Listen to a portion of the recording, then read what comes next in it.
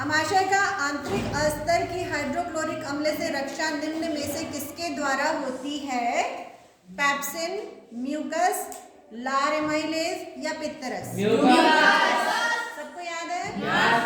भोजन नली का कौन सा भाग यकृत से पित्तरस प्राप्त करता है?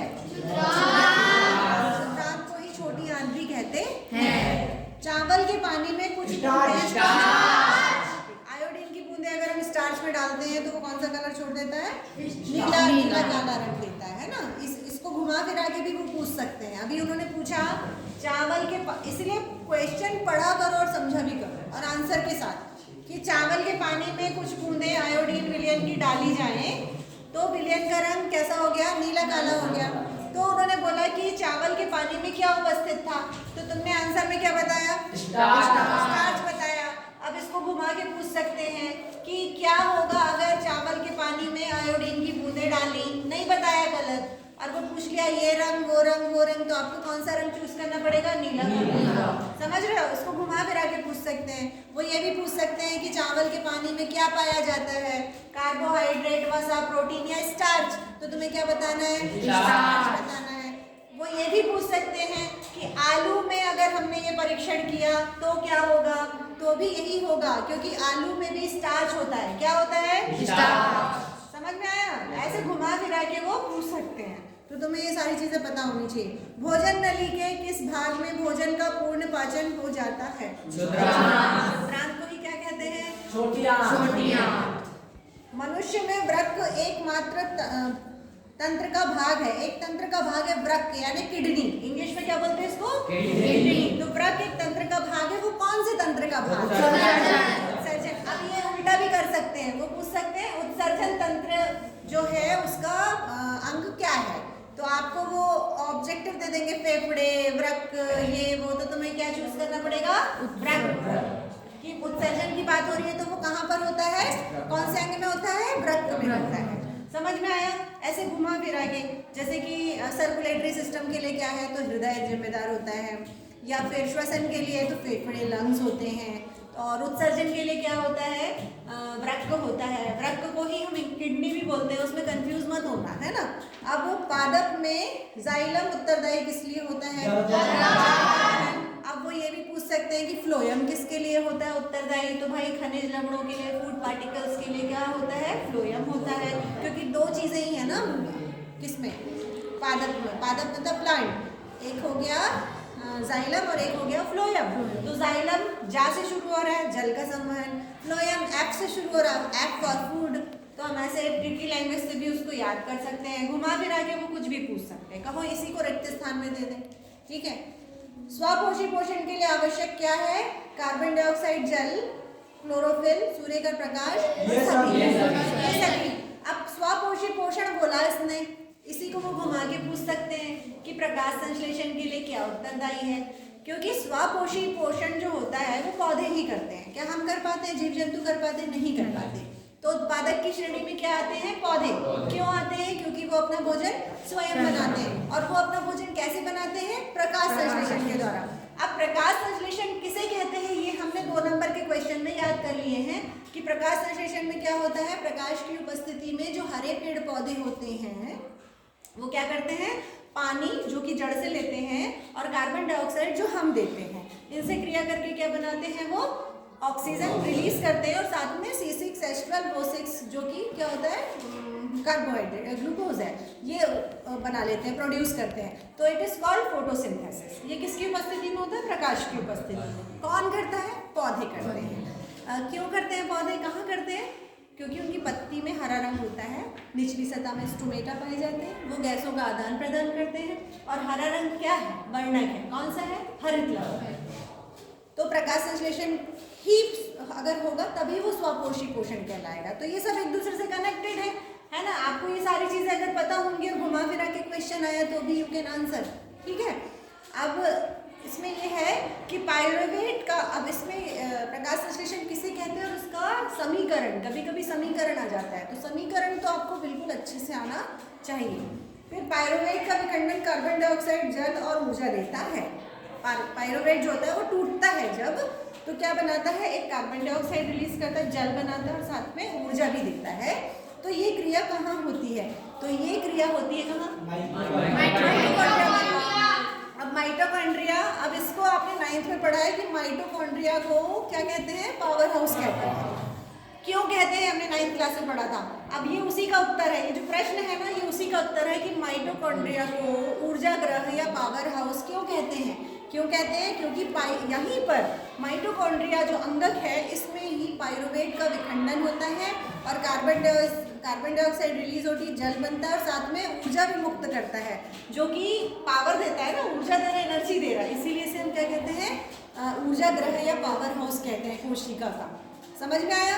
तो देख रहे हो आपने वो जो चीज़ 9th में पढ़ी एकदम डिटेल में, वो आपको यहाँ पर भी आ गया जैव प्रक्रम में, क्योंकि जैव प्रक्रम में पौधे भी जिम्मेदार होते हैं और जीव जंतु भी जिम्मेदार होते हैं। तो घुमा फिरा के क्वेश्चन इस तरह से आएंगे। अगर आपने पूरा कॉन्सेप्ट अच्छे से पढ़े हो, क्वेश्चन वो कोई भी दे दे, कहीं भी दे दे, आप आराम से कर लोगे।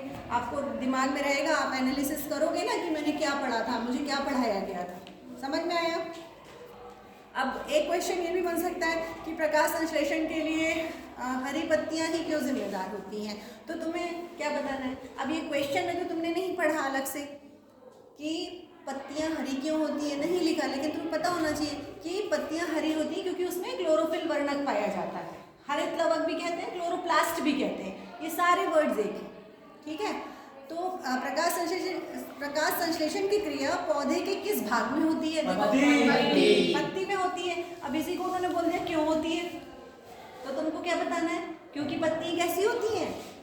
क्योंकि पत्तियों का रंग हरा होता है, इनमें क्लोरोफिल पाया जाता है और चूंकि प्रकाश संश्लेषण के लिए हरित लवक और प्रकाश बहुत ज़रूरी है, इसीलिए पत्तियों की पत्ती के ही भाग में प्रकाश संश्लेषण की क्रिया होती है। फूल में नहीं होती क्योंकि फूल हरा नहीं होता। समझ में आया? हरे रंग की पत्ती है इसलिए। दूसरा उसमें स्टोमेटा किसे कहते हैं? तो स्टोमेटा पत्तियों की निचली सतह पर रंध्र पाए जाते हैं। इनका काम क्या होता है?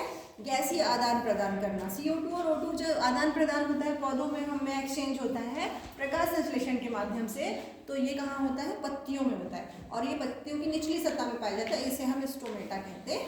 ये बहुत इंपॉर्टेंट है प्रकाश संश्लेषण के लिए।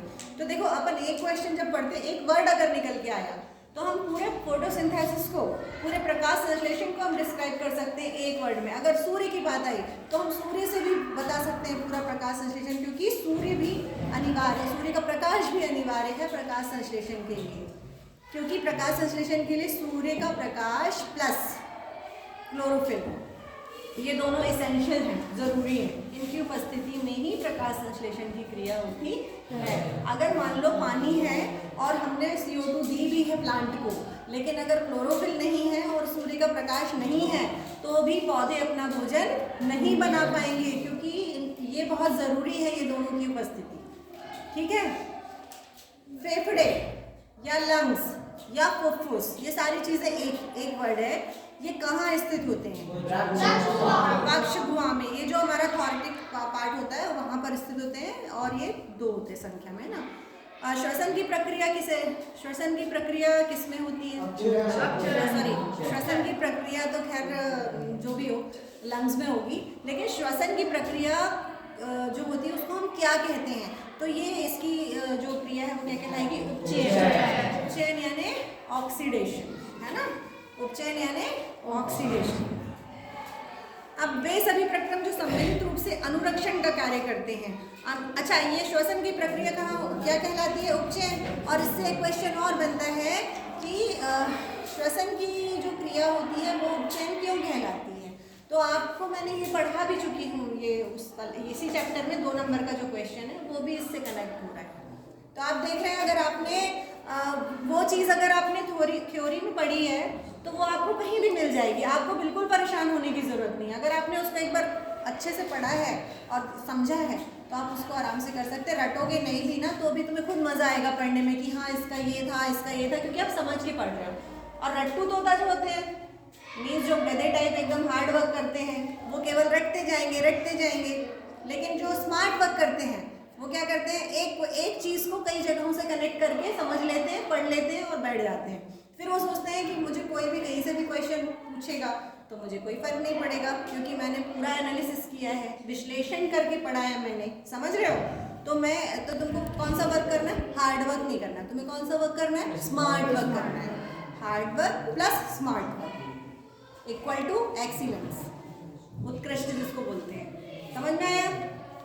ये हो जाता है। फिर उसके बाद वे सभी प्रक्रम जो सम्मिलित रूप से अनुरक्षण का कार्य करते हैं क्या कहलाते हैं, ज्ञाप प्रक्रम। इसी को उल्टा करके वो बोल देंगे ज्ञाप प्रक्रम किसे कहते हैं, ज्ञाप प्रक्रम किसे कहते हैं। तो आपको ये जो क्वेश्चन है वही बोलना है कि वे सभी प्रक्रम जो सम्मिलित रूप से अनुरक्षण का कार्य करते हैं उसे ज्ञाप प्रक्रम कहते हैं। अगर आपने क्वेश्चन को ही अच्छे से समझ के केवल आंसर नहीं याद करना है, आपको क्वेश्चन भी दिमाग में रखना है, क्योंकि उसको ही घुमाकर वो अगर पूछे तो आप सोचोगे ये कहाँ से आ गया, मैंने तो ये पढ़ा था, ये कैसे आ गया। कुछ नहीं रहता, बस वो यहाँ का वहाँ होता है। अगर आप उसको अच्छे से पढ़ें, फिर वही बात अगेन कि रट्टू तोता नहीं बनना है, समझ के पढ़ना है, ठीक है। स्मार्ट वर्क, ऊर्जा के स्रोत भोजन को बाहर से शरीर के अंदर ग्रहण करना क्या कहलाता है, क्या कहलाता है, पोषण, न्यूट्रिशन, ठीक है। इसी को पूछ सकते हैं पोषण किसे कहते हैं। एक क्वेश्चन 2 नंबर में, पोषण किसे कहते हैं। तो आपको ये क्वेश्चन लिखना है, क्या लिखना है, ऊर्जा के स्रोत भोजन को बाहर से शरीर के अंदर ग्रहण या ग्रहण करने की जो क्रिया होती है उसे हम पोषण कहते हैं। इससे हमें ऊर्जा प्राप्त होती है। प्रश्न ये उठता है कि पोषण क्यों करते हैं, क्या जरूरत है खाने पीने की, नहीं खाएंगे तो क्या होगा, कुछ मर जाएंगे हम, क्योंकि ऊर्जा हमें कौन देता है, भोजन, पोषण। कोई भी पोषण, हर एक जीव अपना अपना पोषण अलग अलग तरीके से करता है। जैसे कि पौधे खाते नहीं है, उनका मुंह नहीं है, कुछ नहीं है, लेकिन अपना फोटोसिंथेसिस से भोजन को खुद प्रोड्यूस कर लेते हैं, इसलिए उनको प्रोड्यूसर्स कहते हैं या उत्पादक कहते हैं। लेकिन हम अगर किसी दूसरे पे डिपेंडेंट रहते हैं और अगर हम भोजन नहीं करेंगे, हमें भी ऊर्जा की ज़रूरत है, तो हम भी एक टाइम पे क्या होगा, हम जीवित नहीं रह पाएंगे। इसीलिए पोषण हर एक जीव जंतु के लिए ज़रूरी होता है। शरीर के बाहर से ऑक्सीजन ग्रहण करना और कोशिकीय आवश्यकता अनुसार खाद्य स्रोत के विघटन में उनका उपयोग करना क्या कहलाता है ना, श्वसन। अब देखो, आपको मैंने अब इसी को बोल देंगे श्वसन किसे कहते हैं। तो श्वसन किसे कहते हैं का ही ये आंसर है कि शरीर के बाहर से ऑक्सीजन को ग्रहण करना और अंदर जो कोशिकीय आवश्यकता अनुसार जो हमने खाद्य स्रोत है, वो खाद्य स्रोत घुमा फिरा के बोल रहा है, जो हमने खाना खाया है वो हमारे पेट में है। अगर हमने ऑक्सीजन बाहर से ली तो वो उसको क्या करती है, विघटन करती है, अपघटन करती है उसको, है ना, दहन करती है। तो उसके फलस्वरूप फिर निकलता है क्या, कार्बन डाइऑक्साइड, जो कि बाहर प्लांट ले लेते हैं। तो फिर अगेन वही बात आ गई कि फोटोसिंथेसिस में प्लांट क्या लेते हैं, ऑक्सीजन लेते हैं या कार्बन डाइऑक्साइड लेते हैं। अब मुझे आप लोग बताओ, अभी ये क्वेश्चन मैंने बोला तो मुझे ये बताओ श्वसन किसे कहते हैं। बोला उन्होंने कि जब कोई जीव जंतु जो खाते हैं और ऑक्सीजन जब हम लेते हैं बाहर से, तो बाहर से कौन दे रहा है ऑक्सीजन, दे रहे हैं और हम ले रहे हैं। उसके बाद जब विघटन होता है तो हम क्या निकालते हैं, निकालते हैं। तो मैंने सही बोला था ना कि पौधे क्या देते हैं, ऑक्सीजन, और हम क्या देते हैं, कार्बन डाइऑक्साइड, और हम क्या लेते हैं, ऑक्सीजन, और हम देते क्या है, कार्बन डाइऑक्साइड। कोई कंफ्यूजन नहीं। और अगर इस विषय में अगर आपको कोई ज्यादा कंफ्यूज करने की कोशिश करे तो ये बात, मेरी बात गांठ बांध करके रख लेना कि पौधे हमको ऑक्सीजन देते हैं, इसीलिए हमें वृक्षारोपण करना चाहिए, पौधों को नहीं काटना, हमें वनों को बढ़ावा देना चाहिए, हमें मतलब क्या करना चाहिए, पेड़ों की कटाई पर रोक लगानी चाहिए, अधिक से अधिक वृक्षारोपण करना चाहिए। समय समय पे पर्यावरण को सुरक्षित रखने के लिए हमारी सरकार भी प्रयास करती है और हमसे अभी जैसे कि एक पेड़ माँ के नाम और पता नहीं कौन कौन सी योजनाओं के तहत वो क्या करते हैं, हमसे वृक्षारोपण करवाते हैं, स्कूलों में हो या कहीं पर भी हो। तो क्यों करवाते हैं, ताकि हमारा पर्यावरण ऑक्सीजन युक्त हो, हमारा पर्यावरण शुद्ध हो। क्योंकि ऑक्सीजन कोरोना काल में भी हम देख चुके हैं ऑक्सीजन का कितना महत्व है। ठीक है, समझ में आ गया। तो कभी ये कंफ्यूज नहीं होना, पौधे क्या देते हैं, ऑक्सीजन, और हम क्या देते हैं, कार्बन डाइऑक्साइड, और लेते क्या है पौधे, कार्बन डाइऑक्साइड, और हम क्या लेते हैं, ऑक्सीजन। समझ में आ गया, ठीक है। तो अब नेक्स्ट आगे बढ़ते हैं। वो क्या हुआ कि वो सर की बात मेरे को थोड़ा सा वो हो गई, इसलिए मैंने बोला कि जो अगर आपको कोई भी इस तरह से कंफ्यूज करने की कोशिश करे तो आपको कांटेक्ट करना चाहिए अपने साइंस के टीचर से, और जो भी वो आपको पढ़ा रहे हैं वो विषय के अनुकूल ही पढ़ाएंगे। अगर कोई दूसरा विषय वाला आपको ज़बरदस्ती कुछ भी बताने की कोशिश करे तो उसको कभी मानना नहीं, बिना उसको क्लैरिफाई किए। ठीक है, भोजन और ऑक्सीजन को शरीर के अंदर एक स्थान से दूसरे स्थान पर ले जाने के प्रक्रम को क्या कहते हैं? और इसी को उल्टा घुमा के वो बोल देंगे कि संवहन या वहन किसे कहते हैं, तो आपको यही बताना है कि एक स्थान से दूसरे स्थान पर ले जाने की जो कोई भी वहन करने की जो क्रिया है वो कहलाती है संवहन। ठीक है।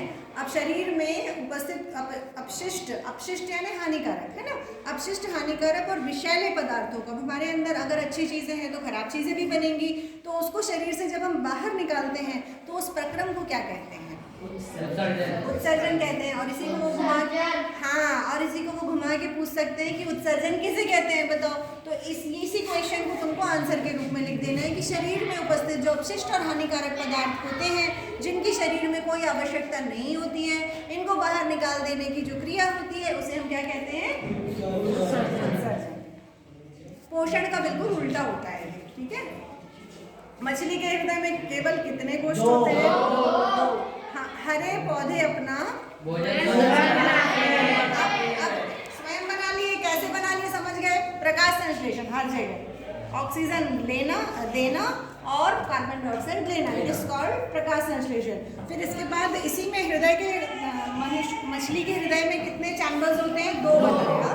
अब इसी को अगर तुम दूसरे तरीके से कनेक्ट करो कि मछली श्वसन कहाँ से करती है, क्योंकि मछली तो पानी में रहती है और उसकी तो नाक भी नहीं है, तो फिर वो नॉस्ट्रल तो रहता है लेकिन वो सांस कहाँ से लेगी, क्योंकि वो तो पानी में है।